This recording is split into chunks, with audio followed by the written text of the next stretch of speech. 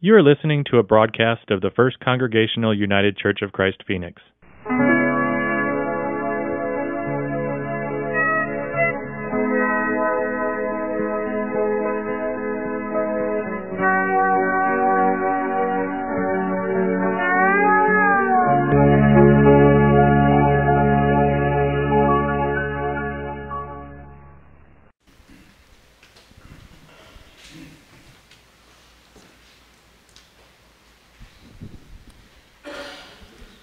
I invite you now to hear the gospel lesson, and this passage continues our journey into the Gospel of Mark.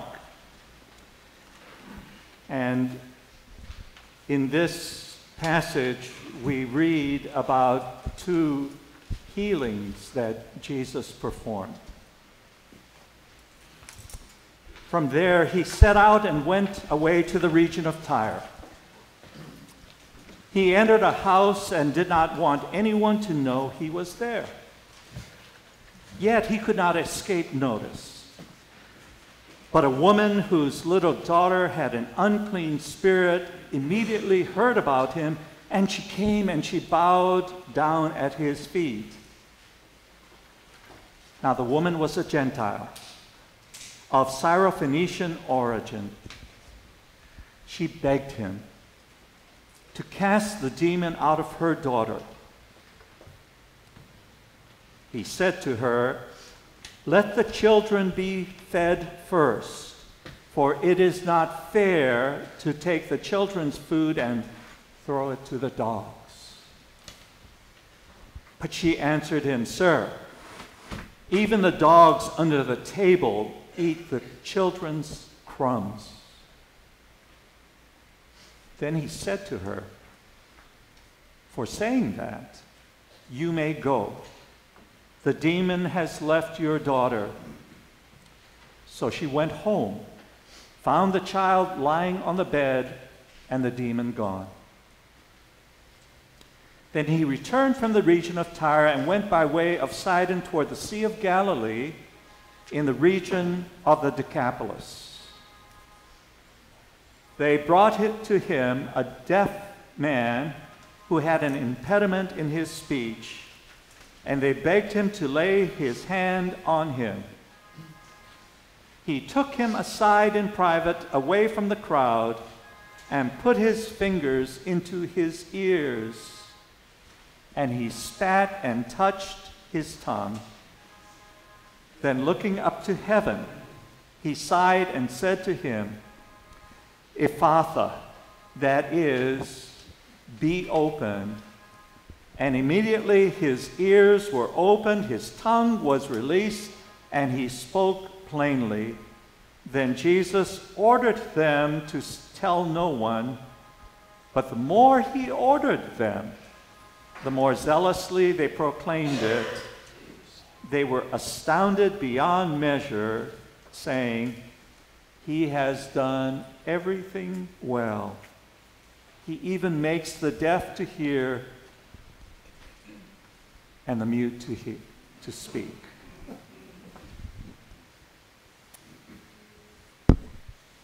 This is the word of God. Thanks be to God.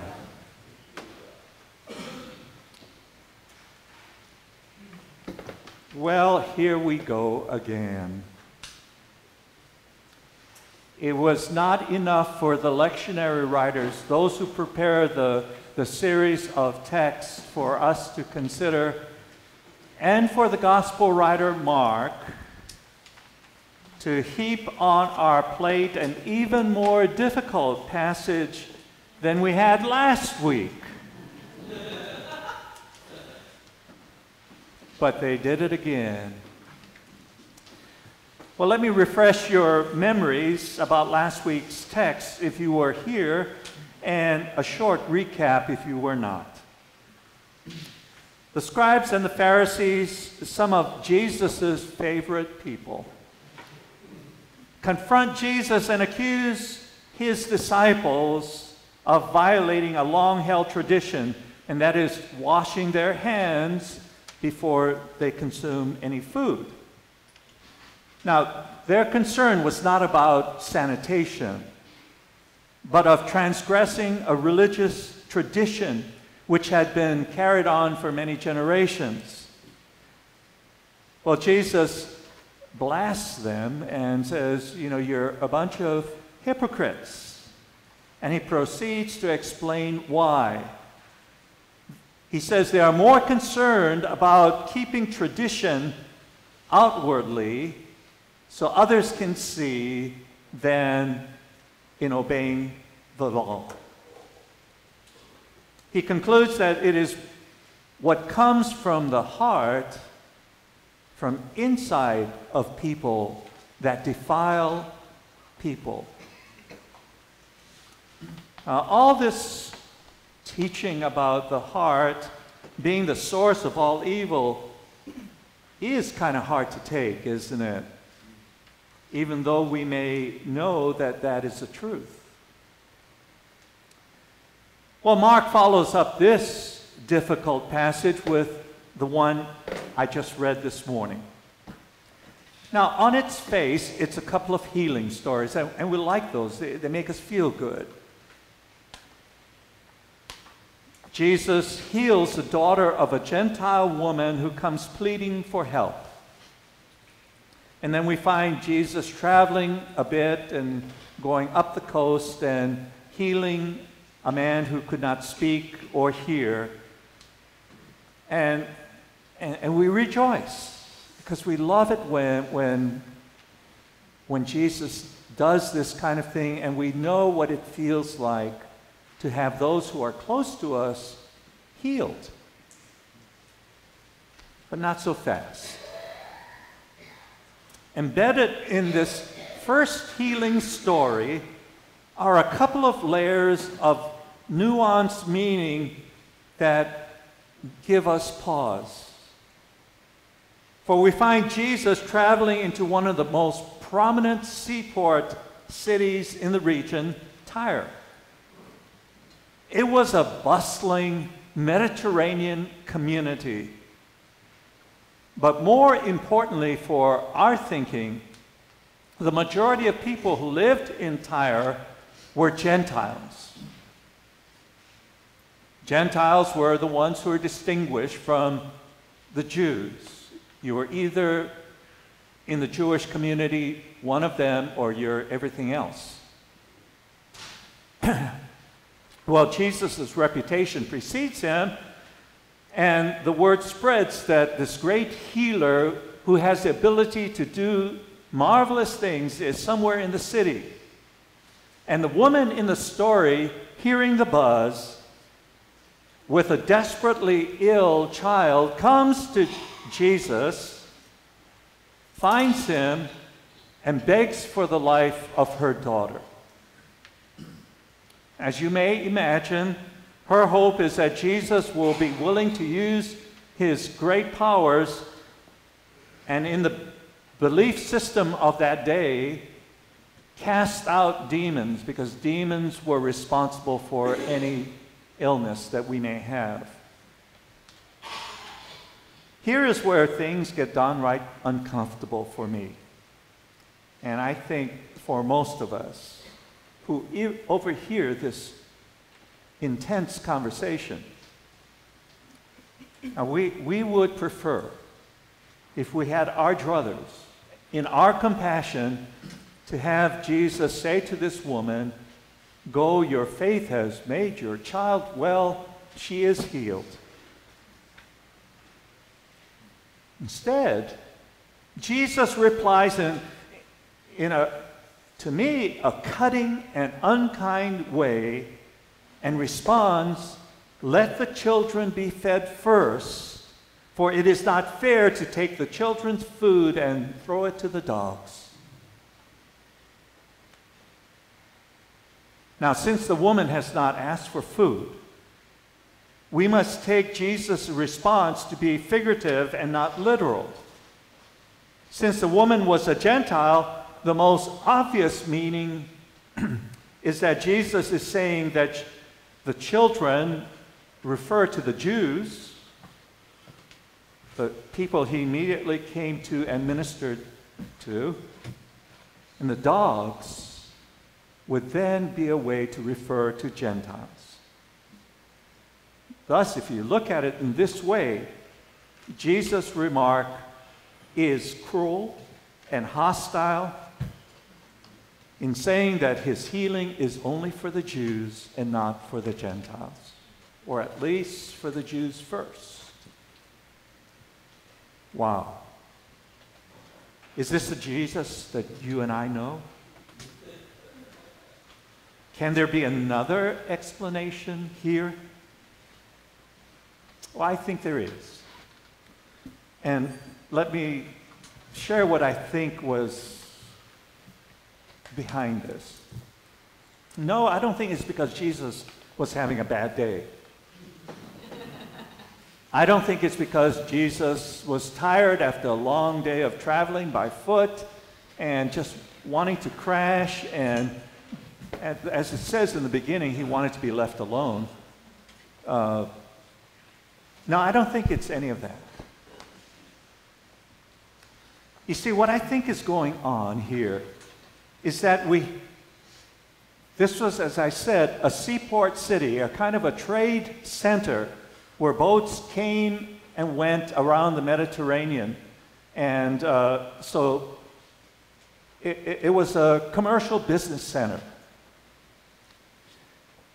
And they got their food from the regions around Tyre, the inland area, where there were rural farmers, mostly tenant farmers, who produced food. And when the frequent droughts that occur in that region happen, the farmers were forced to spend and send what little food they had to the great commercial centers by the landlords of their farm. They were unjustly paid for their food anyway. So when Jesus says, "Let the children be fed first," it can be read in this light. Jewish peasant farmers resented their food being consumed by others, and they had nothing on their plate. Nevertheless, it is a sharp rebuke on the part of Jesus. In my work with the denominational headquarters, part of my work dealt with economic globalization. And I would visit areas in Africa, among other places. And most of those places were rural agricultural regions. And they, at one time, were subsistence farmers. That is, they grew food, they had animals for their own consumption. They didn't have a lot of money, but they had enough to feed themselves. Well, along came economic globalization to those regions. And these farmers were fed a story that if they change from this subsistent farming type of farming and instead grew crops that could be sold elsewhere, that they would make a ton of money, and as they do so, they could buy their own food, whatever they choose, and have a lot of money left over. Well, what happened was the markets took most of the food or the crops, like coffee, things you couldn't consume, and sold it overseas, pocketed most of the profits, and the farmers were still left with very little and no other produce that they could grow themselves to feed themselves. Let the children be fed first. It is a sharp rebuke, but like a good jiu-jitsu master, this woman uses the negative energy that she gets from Jesus to her own case. So when Jesus said, let the children be fed first and not to throw it to the dogs, she says, "Sir, even the dogs under the table eat the children's crumbs." Then, as it is today, the dogs were a part of the family. They're not strangers to the family, and they were able to eat. But whatever the case may be, the discomfort we feel about this story, I hope, will cause us to examine how we treat the Gentiles in our midst. The homeless, the man who we cross the street to avoid, the Trayvon Martins in hoodies we make assumptions about, the Latino or Latina in minimum wage jobs that we assume must be in the U.S. illegally. We place people in boxes, categories we set up to make it them, those people, not us. What is also portrayed here is a strong woman.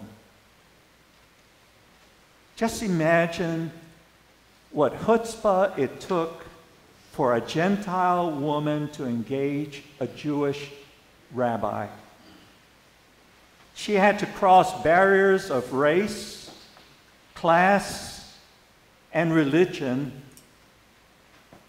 to engage this teacher. She was not only strong of character, but also an intellectually superior person, for she was able to turn tables on Jesus.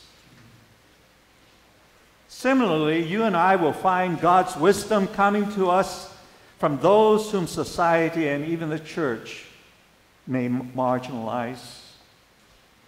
This woman is the foremother of women and girls like the Muslim girls in Taliban-controlled villages who risked their lives to seek an education. How about the courage of the young Latina woman at the Democratic Convention, an undocumented immigrant who came forward and spoke publicly on behalf of herself and other young people like herself? Finally, Jesus teaches us how to lose an argument. When this woman helps Jesus see the error of his ways, he does not become defensive. He does not use his superior rhetorical abilities and authority in order to rebuke her. "How dare you question me?" He does not play intellectual games with her or use his argumentative skills to beat her down. He doesn't even justify himself. In essence, Jesus basically says, "You're right, I'm wrong." Jesus, like his divine parent, changes his mind and confers healing on the woman's daughter. And so, like this Syrophoenician Gentile woman, I believe God would invite all of us into holy struggle with God. God does not want us to relate to our circumstance with passivity and unthinking acceptance. Like Jacob in that faith story in Genesis, we engage God. We wrestle with angels, and we do not quit until we have been blessed. This Syrophoenician woman models for us the best of what it means to be a person of faith. And I would pray that her example lives on in each and every one of us. May God remind us to struggle and wrestle in honesty with God, the God who confronts us and meets us where we are, in that struggle, and leads us to a place of blessed peace and resolution. Amen.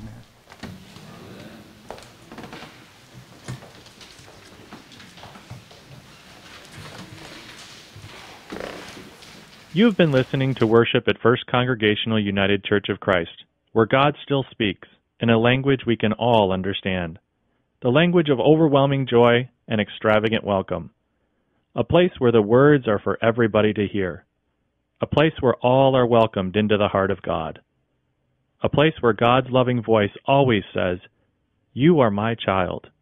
I love you." We'd love to have you visit us in person each Sunday at 10:30 a.m.